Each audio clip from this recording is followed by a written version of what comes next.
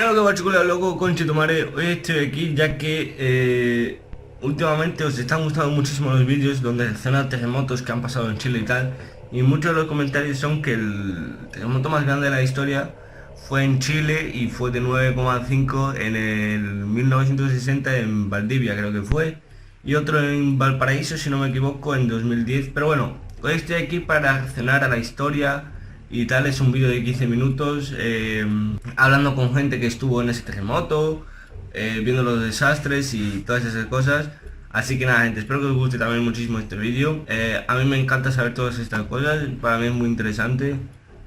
Y nada, un terremoto 9,5 es muy grande, o sea, es el mayor del mundo, entonces pues claro, grande tiene que ser.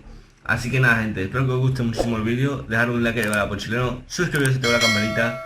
Tengo mi Instagram aquí abajo en la descripción, que es donde más hablo con vosotros y más contacto tengo. Así que nada, gente, démosle play con esta weá.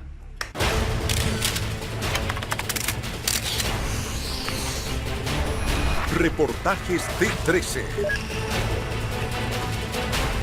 Esta semana se cumplieron 57 años del terremoto más grande del que se tenga registro en el mundo. Sacudió el sur de Chile, cambiando para siempre nuestra geografía. ¿Qué vestigios son aún visibles en la zona? ¿Aprendimos las lecciones que dejó el megasismo y posterior tsunami? Marcelo Lagos visitó la región de Los Ríos y nos presenta el siguiente reportaje.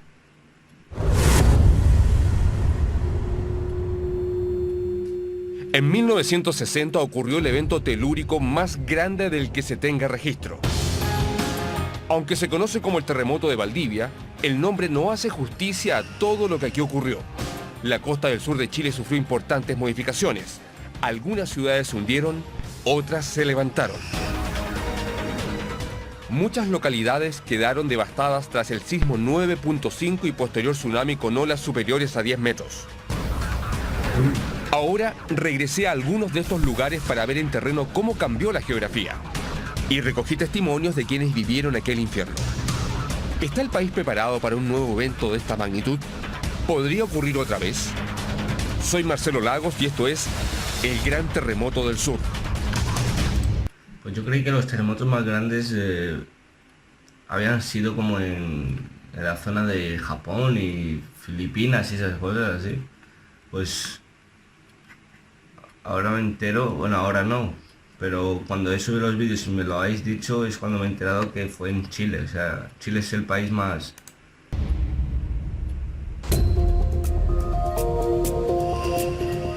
El terremoto gigante de 1960, magnitud 9.5, es una ruptura de más de 1000 kilómetros de largo que va desde el Golfo de Arauco hasta la península de Taitao.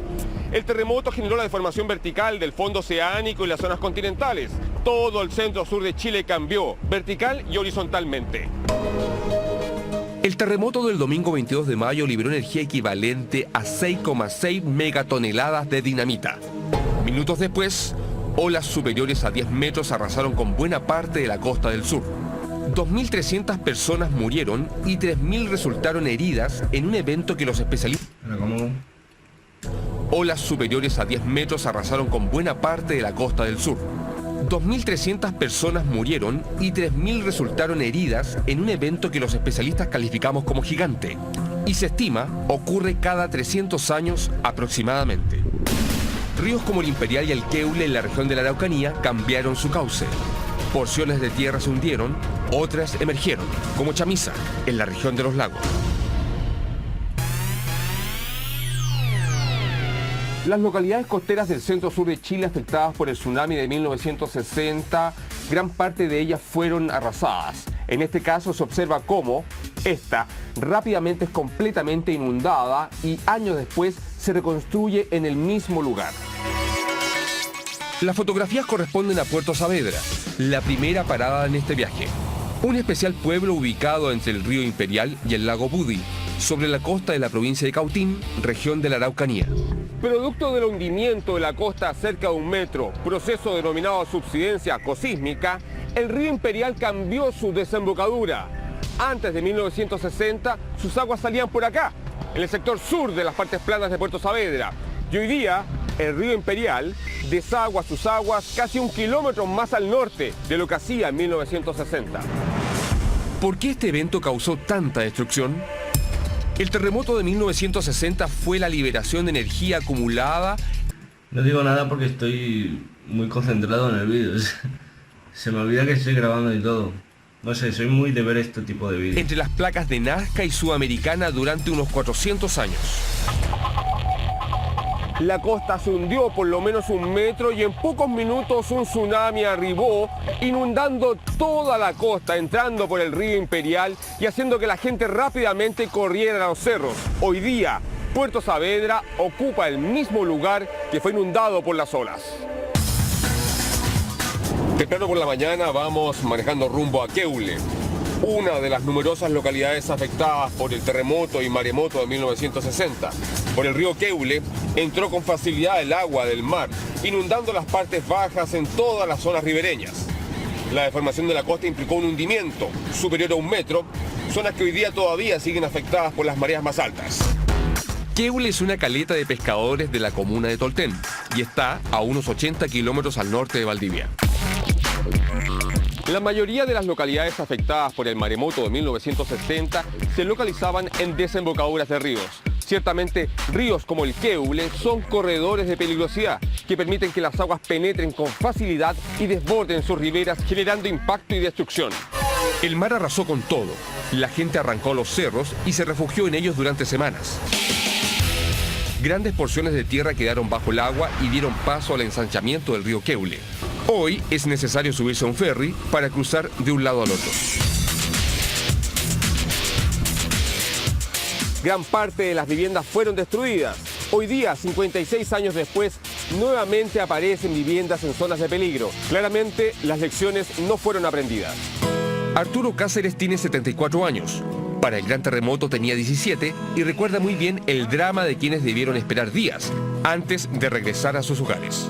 Don Arturo, ¿cómo fue ese 22 de mayo de 1960 aquí, en Queule? No quedó nada y no había dónde comprar nada. Y sabe que ya como al mes, más o menos exactamente, venían en helicóptero a tirar la comida. Oiga, Dios lo bendiga, Señor, lo tiramos como perro. ¿Quién carnachaba? ¿Quién agarraba más?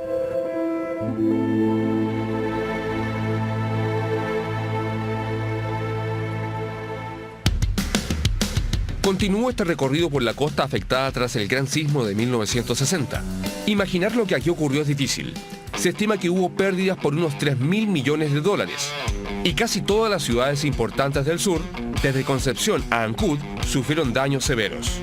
Con todo, fue la actual capital de Los Ríos una de las más afectadas.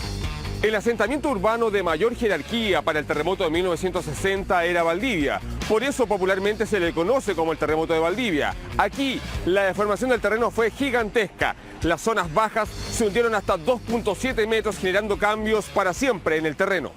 Se estima que un 80% de Valdivia quedó destruida, por 2 razones. Primero, la ciudad está construida sobre una terraza de origen fluvial, la misma que le otorga su particular fisonomía. Las terrazas fluviales son escalones que se forman por la erosión que produce el río sobre las llanuras, haciendo el terreno muy permeable e inestable. La segunda razón del desastre es que Valdivia fue edificada sobre rellenos artificiales. Esto amplifica el movimiento durante un sismo y eventualmente se pueden generar importantes daños en infraestructura. La situación se puede graficar de la siguiente manera. Si vierto azúcar en un recipiente, esta se llenará de manera uniforme y luego se acumulará como si fuera un cerrito. Al mover el recipiente, el azúcar bajará y se emparejará con el resto del contenido. Algo similar fue lo que ocurrió en Valdivia.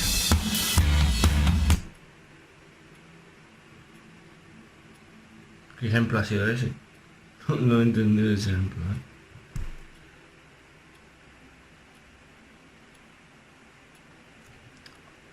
A lo mejor quiere decir que las cosas como eran artificiales, al moverlo se destruyeron y quedaron como lo natural. Hoy quedan al menos 4 edificios que sobrevivieron al gran terremoto del sur. El icónico edificio Prales es uno de ellos y sigue presente en pleno centro de la ciudad. ¿Cómo se explica que no le pasó nada? Galo Valdebenito, ingeniero estructural de la Universidad Austral, tiene una explicación. Ese edificio, que data de los 50, tiene una cantidad de muros una densidad de muros bastante alta, por lo tanto, es probable de que desde ese punto de vista esté algo sobredimensionado. Si eso le sumamos que es un edificio que a lo mejor está en una zona de suelo probablemente un poco más bondadosa, yo creo que por ahí un poco en parte va la respuesta. Esta estructura, que es ejemplar, funcionó, no tuvo una sola grieta para el terremoto del año 60. Pese a que las características del suelo son iguales a como eran antes del gran terremoto, la ciudad ha crecido muchísimo. Sabemos que la norma chilena de construcción destaca en todo el mundo, pero ¿qué pasaría si un evento como el de 1960 volviera a ocurrir? Sabemos de que aquí van a haber daños y sabemos que van a haber edificios con problemas y sabemos que se podría dar un escenario comparable, no digo el mismo, comparable, ¿verdad?, a lo mejor a lo que vimos para el terremoto del año 60. O sea, Y dime una cosa, Galo, desde el punto de vista de la ingeniería estructural, ¿existe una alternativa para dar una solución a este tipo de rellenos? Porque esto, sea cual sea el terremoto, va a sufrir esto. Pues hacer edificios como ese, ¿no? Ya que es tan indestructible, ¿por qué no hacen todos los edificios así? O todas las casas, yo qué sé. No. Por efectos de amplificación. Acá va a haber daño permanentemente. ¿Cómo yo contengo? ¿Cómo controlo eso? mira, hay varias formas de hacerlo. Técnicas que son mucho más caras, pero efectivas, que tienen que ver con la densificación del suelo, ¿ya? Suelos licuables, y las técnicas basadas en sustitución de suelo. El centro de Valdivia tiene una condición geológica sumamente compleja. Compleja significa que tú te mueves una cuadra y la respuesta del suelo es otra. La propuesta de Galo es que en Valdivia, y eventualmente en todo el país, las normas de construcción debieran ser microzonificadas, es decir, adecuadas al sector específico donde se quiere construir. Dimensionar la fuerza de destrucción que tiene un tsunami es complejo. Una simulación nos ayuda a entender el comportamiento del mar en algunas localidades costeras en 1960. Hoy día las metodologías utilizadas para hacer mapas de peligro de tsunami se basan en técnicas de modelación numérica. En este caso, Maullín fue un lugar ampliamente inundado por este evento. Y aquí muestro la secuencia del comportamiento del nivel del mar, minuto a minuto, cómo va avanzando y va inundando las partes bajas del estuario. Esta información es la base. Y también verán cuál es el Conche último tu récord madre. del campeón del mundo de Conche tu madre. memorización. Ramón Campayo dice que conoce Para hacer un mapa. Días después del terremoto y maremoto de 1960, se realiza un vuelo aéreo que saca fotografías que permitan detectar el daño. En la fotografía se ve el río Maullín, en esta dirección el océano, en esta dirección el río Cariquilda. Se ve cómo las partes bajas son afectadas por Pero subsidios. no entiendo. No entiendo. El desastre fue causado por el mar, ¿no? O sea, quiero suponer. Es que no entiendo qué dice aquí. Aéreo que saca fotografías que permitan detectar el daño. En la fotografía se ve el río Maullín, en esta dirección el océano, en esta... Pero ¿cómo? Si estás señalando lo mismo. No entiendo eso. ¿Esto qué es? El mar, quiero suponer. Lo grande. ¿Pero dónde está aquí el Maullín? ¿O cómo se llama eso? detectar el daño. En la fotografía se ve el río Maullín, en esta dirección el océano, en esta dirección el río Cariquilda. Se ve cómo las partes bajas son afectadas por subsidencia, hundimiento de producto del terremoto, y los patios de las casas están afectados por la marea alta. Paralelamente se ven embarcaciones arrastradas por el tsunami, la misma que vemos aquí en terreno. En esta imagen se observa su posición completa y cómo el agua la depositó tierra adentro. Maullín es el siguiente destino, una localidad ubicada a 260 kilómetros al sur de Valdivia y a unos 70 de Puerto Montt. Raúl González tenía 7 años cuando ocurrió el gran terremoto del sur, pero recuerda lo sucedido como si fuera ayer. Mira, no sabíamos lo que era, porque era una cosa tan rara, era un día como hoy, nublado, bravaban los animales, relinchaban los caballos, cantaban las gallinas, los pollos, era una cosa impresionante. Antes de que venga... Porque los animales tienen más... O sea, saben cuando pasa algo. El terremoto, o sea que el temblor. Una radio anunciaba de Concepción, anunciaba la bestia negra se va acercando hacia el sur. Y aquí nos sorprendió a la ciudad también el terremoto. Esto era una locura. Estas tumbas se desplazaban 2 o 3 metros, se corrían. Fue muy impactante. Unos 15 minutos después del terremoto vino el tsunami. Fueron al menos 8 olas. y una de ellas medía unos 14 metros. Un hombre a caballo que venía gritando, váyanse a los cerros que viene el mar. Y el mar ya venía entrando, el maremoto. Y por ese hombre empezó a arrancar la gente hacia el cerro. Gracias al aviso muchos se salvaron, incluidos Rodrigo, su madre y hermanos. Otros, en cambio, fueron alcanzados por enormes olas y la corriente los arrastró por kilómetros junto a árboles y casas. Tengo una historia de un amigo, Bernardino Ruiz. Él se le murió a toda su familia en Quenel Bajo, sus hijos, su mujer. Y él viajó 2 a 3 días, viajaron de Estaquilla para llegar a Quenuir. Y él encontró a su familia, de los alambres de púa, su mujer, sus hijos, los vas a encontrar. Las costas de Maullín cambiaron. Grandes porciones de tierra quedaron para siempre bajo el mar.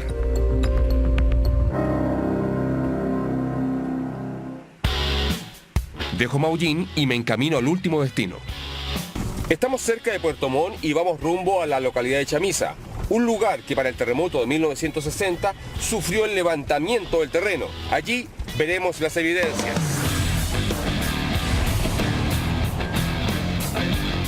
Si bien el terremoto de 1960 implicó hundimiento de las zonas costeras del centro-sur de Chile, lo contrario ocurrió en zonas interiores. Aquí, en Chamisa, en las cercanías de Puerto Montt, el terreno se levantó. Estas zonas que eran islas hoy día son parte de ese paisaje.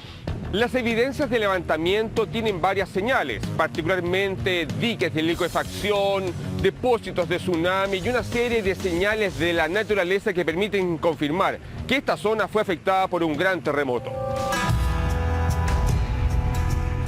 No solo la estructura del suelo da cuenta de los cambios tras el gran terremoto de 1960. Hay, además, microorganismos que hablan del pasado y presente de este lugar. Basta hacer una pequeña excavación para tomar muestras y analizarlas en laboratorio para confirmar que aquí habitan diatomeas, unas algas microscópicas. Las diatomeas son organismos unicelulares que les gusta vivir en agua salada, en agua dulce o en ambientes mixtos. En el caso de un terremoto donde todo se levanta, cambia el ensamblaje, la composición de diatomeas. Por ejemplo, estos suelos antes estaban más abajo y por lo tanto las diatomeas que vivían ahí, estos organismos pequeñitos, eran de agua salada. Al levantarse todo esto, cambió la composición. Ese tipo de señales nosotros las buscamos en la naturaleza para detectar cambios de nivel producto de terremotos gigantes como el de 1960.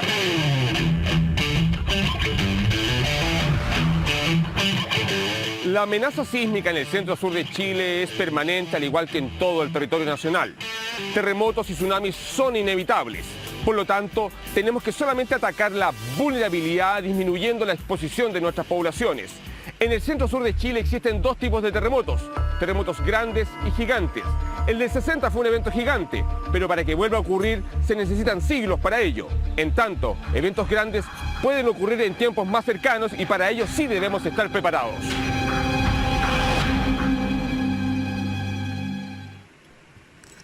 Pues yo sinceramente, desde mi punto de vista, yo creo que Chile no ha cambiado eso. O sea, no ha puesto nuevos métodos para esas cosas. Es decir, no, como se ve en los reportajes, le falta poner suelo. Y no sé, yo creo que básicamente lo que han hecho es hacer de nuevo la ciudad, ¿no? O sea, pues yo creo que lo que deberían haber hecho es hacer de nuevo y también mejorarla, o sea, hacerla contra esas cosas, porque si son conscientes de que va a pasar más, porque es obviamente, no sé, ponme en los comentarios qué métodos tienen ahí, o algo para que no vuelva a pasar lo que pasó. Me ha gustado mucho el reportaje, ha estado bien, y nada más, gente. Igualmente, darle un like al apoyo chileno, suscribiros, activar la campanita y nada, seguir en Instagram. Espero que os haya entretenido muchísimo el vídeo. Y nada más, gente. Mi nombre es Edu, nos vemos en la próxima.